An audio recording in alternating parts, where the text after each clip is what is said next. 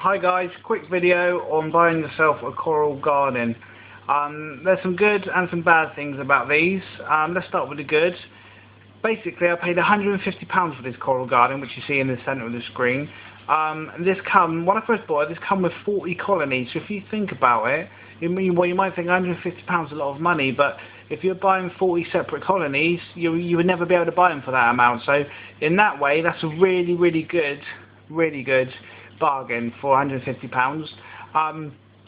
Second good thing is if you're looking for like a centerpiece, which obviously if you have a quick closer look, you know it's a really nice looking center stage piece with so many corals and stuff on there. So yeah, that's a positive. But the negative, which have outweighed the good for me, I'm afraid. Starting off with the star polyps at the top.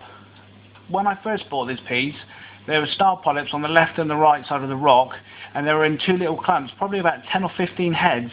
And if you zoom in a bit, you can see that they have taken over everywhere, and that means I've lost about 6 different corals up there: leather, macabres, and some polyps and some zeons, and you know.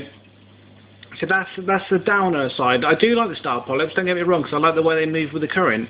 But like I've just said, I've just lost some corals for this because it's overgrown. And another thing is it's coming out down here as well and to the right of it. So you have to be careful with the star polyps, because for some reason they've actually won the battle at the top for the space, and obviously they're on top. So that's the downside of it. And the next downside, let me zoom out a bit.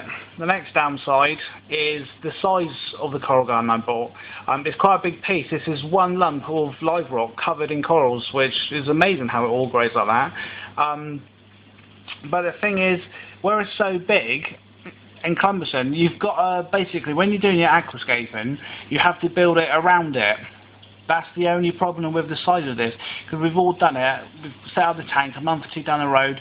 Oh, I don't really like how that looks, you know, I want to change it a bit. And the problem is you have to aquascape it around your coral garden, which then turns into a problem, because you can't lie it on the sand because of all the detritus and all the mulm and stuff like that growing underneath, which will pollute the water, obviously, what we don't want.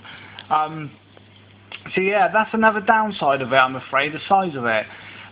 But it's everyone's opinion, you know, and like I said at the start of the video, it is a bargain for £150 for 40 colonies to start with, which, you know, I walked into the shop with my girlfriend, saw it straight away, and we were like, yeah, we've got to buy it. But all I say is just have a think about it, and if there is star polyps all over it, be aware that you will lose some of your corals for the way these grow, and that's like less than a year's worth of growth, that is, and that's a lot. That is a lot.